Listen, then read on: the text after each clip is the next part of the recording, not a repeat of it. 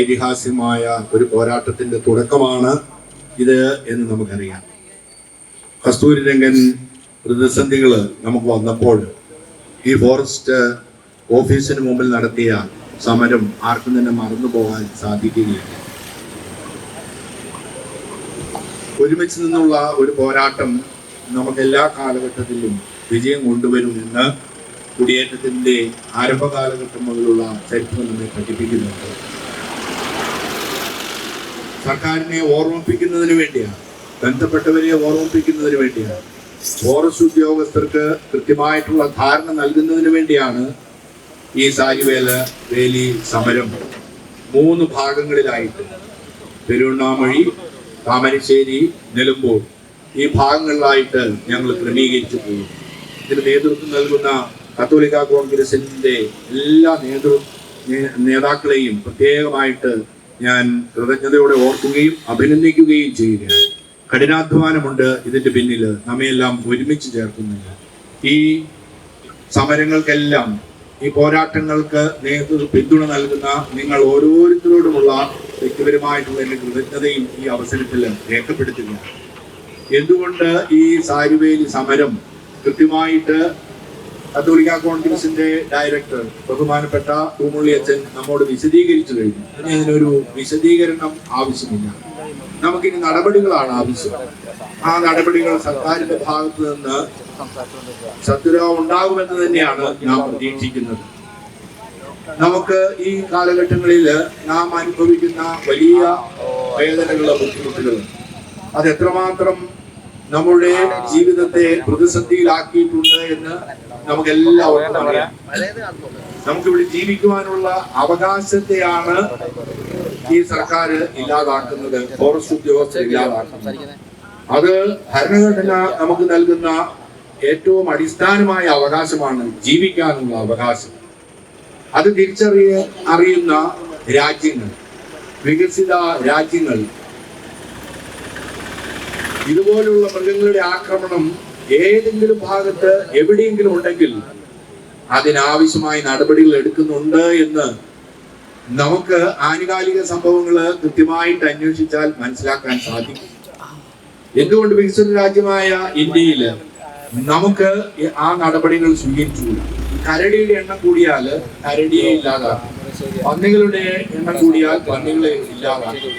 കാട്ടുമൃഗങ്ങൾ ഏതാണെങ്കിലും മനുഷ്യന്റെ ജീവനെ ധ്വംസിക്കുന്ന ഒരനുഭവം ഉണ്ടായാൽ നിയമം നിർമ്മിക്കുന്നതിനും അത് നടപ്പിൽ വരുത്തുന്നതിനും ഈ വികസിത രാജ്യങ്ങൾക്ക് ഒരു മടിയുമില്ല. അവിടെ ഇല്ലാത്തൊരു നിയമം എന്തുകൊണ്ട് നമുക്ക് ഈ നമ്മുടെ കൊച്ചു കേരളത്തിലും നമ്മുടെ രാജ്യത്തും ഉണ്ട്? അതിനൊരു കാരണം മാത്രമേ ഉള്ളൂ. ഏത് വികസിത രാജ്യങ്ങൾ എടുത്തത് പരിശോധിച്ചാലും അവിടെയെല്ലാം വന്യമൃഗങ്ങളുടെ ആക്രമണമുണ്ട്. മനുഷ്യന് നൽകുന്ന വില അത്രയും കുറവാണ്. ഇവിടെ നമുക്ക് പ്രധാനമന്ത്രിയോടും മുഖ്യമന്ത്രിയോടും, അവരാണല്ലോ നമ്മുടെ ഈ രാജ്യത്തിന് നേതൃത്വം നൽകുന്ന നമുക്ക് പറയുവാനുള്ളതിന്, ഞങ്ങളുടെ ജീവന് വിലയില്ലേ? ആ ഒരു ചോദ്യമാണ് ഞങ്ങൾക്കുള്ളത്. ഞങ്ങൾക്കും ജീവിക്കുവാനുള്ള അവകാശമില്ലേ? ഞങ്ങൾ കർഷകരായി കാർഷിക മേഖലയിലാണ് ഞങ്ങളുടെ ജീവിതം സമർപ്പിച്ചിരിക്കുന്നത് എന്ന് കരുതി ഞങ്ങൾക്കുള്ള അടിസ്ഥാന അവകാശങ്ങൾ മറന്നു കളയാൻ നിങ്ങൾക്ക് എങ്ങനെ സാധിക്കും? മുഖ്യമന്ത്രിയോടും ബന്ധപ്പെട്ട മന്ത്രിമാരോടും ഞങ്ങൾക്ക് ഇങ്ങനെ ഒരു ആവശ്യമുണ്ട്, മൃഗങ്ങളെ ഫോറസ്റ്റിൽ തന്നെ, വനത്തിൽ തന്നെ നിർത്തണമെന്ന് ഞങ്ങൾ ആവശ്യപ്പെടുമ്പോൾ അത് കേന്ദ്ര സർക്കാരാണ് ആ നിയമം ഉണ്ടാക്കുന്നത്. കേന്ദ്ര സർക്കാരിനോട് നാം പറയുമ്പോൾ സംസ്ഥാന സർക്കാരിന് ഇത് ചെയ്യാവുന്നതേ ഉള്ളൂ. ഓരോ നിയമങ്ങളും നമുക്ക് കൃത്യമായിട്ട് അറിയാം. ഏതാണ് നിയമം? സാഹചര്യങ്ങൾ അനുസരിച്ച് മനുഷ്യരുടെ രക്ഷയ്ക്ക് വേണ്ടിയല്ലേ നിയമങ്ങൾ ഇവിടെ ഉണ്ടാക്കുന്നത്. അത് വികസിത രാജ്യങ്ങൾക്ക് മനുഷ്യന്റെ രക്ഷയ്ക്ക് വേണ്ടി അത് സാധിച്ചാല് തീർച്ചയായിട്ടും അത് നമുക്ക് ഇവിടെയും നമ്മുടെ രാജ്യത്തും സാധിക്കും. അതുകൊണ്ട് ഞങ്ങൾക്ക് സർക്കാരിനോട് അഭ്യർത്ഥിക്കുവാനുള്ളത്, ഞങ്ങൾ മുന്നറിയിപ്പ് നൽകുകയാണ്. ഞങ്ങൾ ഇനി സമരവുമായിട്ട് വഴിയിലേക്ക് ഇറങ്ങാൻ ഞങ്ങൾക്ക് അവസരം ഉണ്ടാക്കരുത്. ആവശ്യമായിട്ടുള്ള നിയമ നടപടികൾ, ഞങ്ങളുടെ ജീവനെ സംരക്ഷിക്കുവാനുള്ള നിയമ നടപടികൾ ഉണ്ടായേ മതിയാകും. 2025 മെയ് 15 നമ്മുടെ ഉറക്കം കെടുത്തുന്ന ദിവസമായിരുന്നു. കരുവാരുകൊണ്ട് റബ്ബർ തോട്ടത്തിൽ റബ്ബർ വെട്ടുവാൻ പോയ ഒരു സാധാരണ തൊഴിലാളിയായ അലി ഗഫൂർ സഹോദരൻ നോക്കി നിൽക്കെ കടുവയുടെ ആക്രമണത്തിൽ കൊല്ലപ്പെട്ടെങ്കിൽ അതിന് ഉത്തരവാദിത്വം ആരാണ് ഉത്തരം പറയേണ്ടത്? ഉത്തരം പറഞ്ഞേ മതിയാകും. ഇനി ഇവിടെ മറ്റൊരു ഗഫൂർ മരിച്ചുകൂടാ. ഇനി ഇവിടെ ഒരു സഹോദരന്റെ ജീവിതം ഇല്ലാതായിക്കൂടാ. ഞങ്ങൾക്കതിന് ഉത്തരവാദിത്വമുണ്ട്. നിങ്ങൾക്ക് ഉത്തരവാദിത്വം ഇല്ലെങ്കിൽ പ്രിയപ്പെട്ട സബിനച്ചൻ ഇവിടെ സൂചിപ്പിച്ചു, വനം മന്ത്രിയോട് കാര്യങ്ങൾ അവതരിപ്പിച്ചു എന്ന്. സബിനച്ചൻ അറിഞ്ഞുകൂടായിട്ടാണ് വനം മന്ത്രിക്ക് ചെവി കേട്ടുകൂടാ. അതുകൊണ്ട് ഇനി വനമന്ത്രിയുടെ അടുത്ത് പോയിട്ട് കാര്യമില്ല. നിരവധി തവണ ഞങ്ങൾ വനമന്ത്രിയോട് ഇക്കാര്യങ്ങൾ പറഞ്ഞെങ്കിലും വനമന്ത്രി ഉത്തരം പറയട്ടെ. എന്തുകൊണ്ട് സഹോദരനായ സാധാരണ കൂലിപ്പണിക്കാരനായ അലി ഗഫൂർ കൊല്ലപ്പെട്ടു കടുവയുടെ ആക്രമണത്തിൽ? അതിന് കൊല്ലപ്പെട്ടതിന്റെ ഉത്തരവാദിത്വം ആർക്കാണുള്ളത്?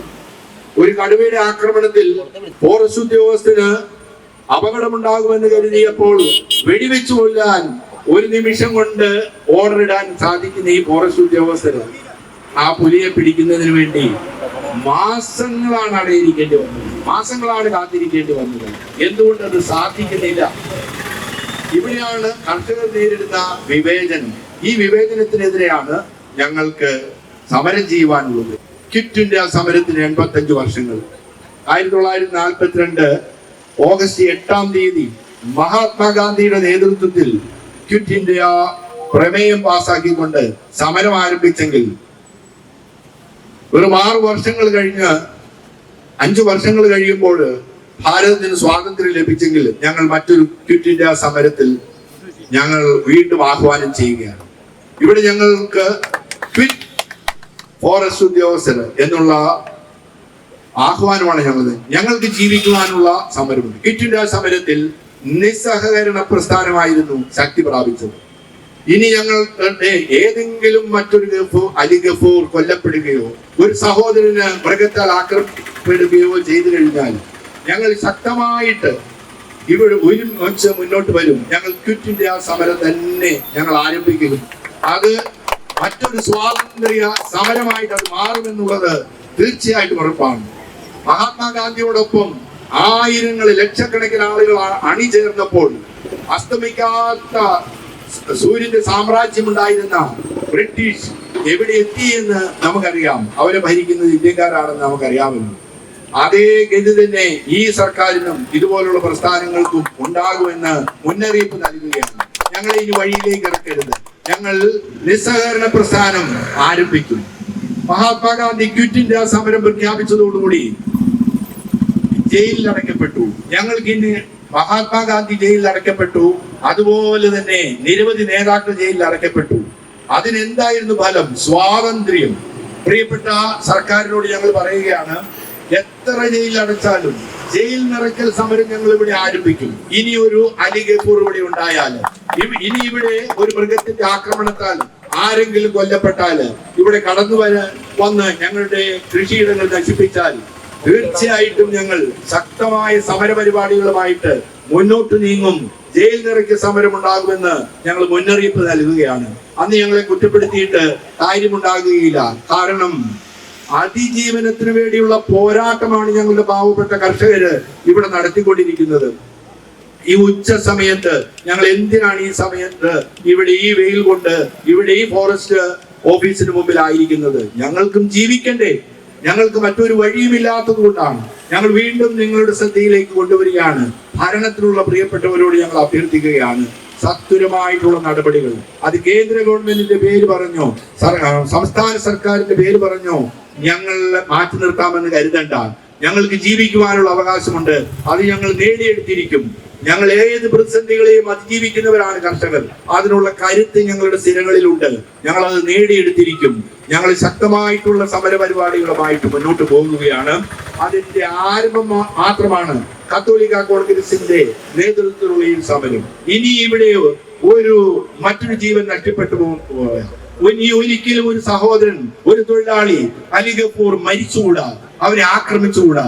അതുകൊണ്ട് നമുക്ക് ഒറ്റക്കെട്ടായിട്ട് നിന്ന് ഒരു ശക്തമായിട്ടുള്ള സമര പരിപാടികളിലേക്ക് ഞങ്ങൾ നീങ്ങും. പക്ഷെ അതിനു മുമ്പ് സർക്കാരിന് മുന്നറിയിപ്പായിട്ട് ഞങ്ങൾ ഈ അവസരം നൽകുകയാണ്. ഒരുപക്ഷെ തിരുവനന്തപുരത്ത് നടന്ന പാവപ്പെട്ട സ്ത്രീകളുടെ സമരത്തെ നിങ്ങൾ നിസ്സഹകരണത്തിലൂടെ തോൽപ്പിച്ചതുപോലെ കർഷകരെ തോൽപ്പിക്കാമെന്ന വ്യാമോഹം നിങ്ങൾക്ക് ആവശ്യമില്ല. ഞങ്ങൾ സമരത്തിന് ഇറങ്ങിയാൽ അത് നേടി വിജയിക്കുമ്പോൾ മാത്രമേ ഞങ്ങൾ പിന്മാറുകയുള്ളൂ. അതിൽ ഞങ്ങൾക്ക് ജയിൽ ഞങ്ങൾക്ക് പ്രശ്നമല്ല, കോടതി ഞങ്ങൾക്ക് പ്രശ്നമല്ല, ഫോറസ്റ്റ് ഉദ്യോഗസ്ഥർ ഞങ്ങൾക്ക് പ്രശ്നമില്ല. കാരണം ഞങ്ങൾക്ക് ജീവിക്കണം, ഞങ്ങൾക്ക് ഇനി മുന്നോട്ട് പോകണം. ആ ഒരു ആഗ്രഹം മാത്രമാണ്. അതുകൊണ്ടാണ് ഞങ്ങൾ ഇവിടെ എത്തിയിരിക്കുന്നത്. ഞങ്ങൾ ഇതിന് മുന്നറിയിപ്പായിട്ട് പ്രിയപ്പെട്ട ബന്ധപ്പെട്ടവരും ഫോറസ്റ്റ് ഉദ്യോഗസ്ഥരും സർക്കാരും സ്വീകരിക്കണമെന്ന് പ്രത്യേകമായിട്ട് ഞങ്ങൾ അഭ്യർത്ഥിക്കുകയാണ്. ഞങ്ങൾക്കും ജീവിക്കണ്ടേ. അതാണ് ഈ സാരി വേലി സമരത്തിന്റെ മുദ്രാവാക്യം തന്നെ. ഞങ്ങൾക്കും ജീവിക്കണ്ടേ, അതിനുള്ള അവകാശം ഞങ്ങൾക്കുണ്ട്. ഞങ്ങൾ പോരാടും, ഞങ്ങൾ ധീരതയോടുകൂടി ഇതിന് വിജയം വരിക്കുക തന്നെ ചെയ്യും. അതുകൊണ്ട് പ്രിയപ്പെട്ട കർഷക സുഹൃത്തുക്കളെ, ഒരിക്കലും മനസ്സുമടുത്തു പോകരുത്. നമുക്ക് സംഘടിക്കണം, നമുക്ക് പ്രബുദ്ധരാകണം, നമുക്ക് പോരാടണം. നമുക്ക് ഏത് പ്രതിസന്ധിയെയും ധീരതയോടുകൂടെ പോരാടാൻ നമുക്ക് കഴിയും. നമ്മെ തളർത്തി കളയുന്ന പ്രതിലോമ ശക്തികള് വിവിധ ഭാഗങ്ങളിൽ നിന്നും ഉണ്ട്, പിന്തിരിപ്പൻ ശക്തികൾ.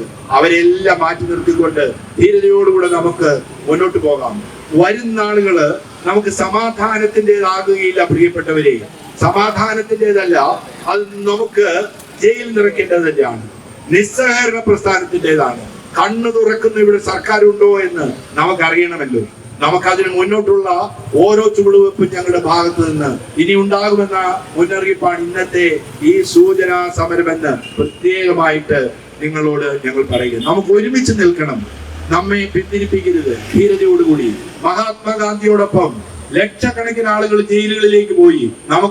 നമുക്ക് ലഭിച്ചത് എന്താണ്? സ്വാതന്ത്ര്യം.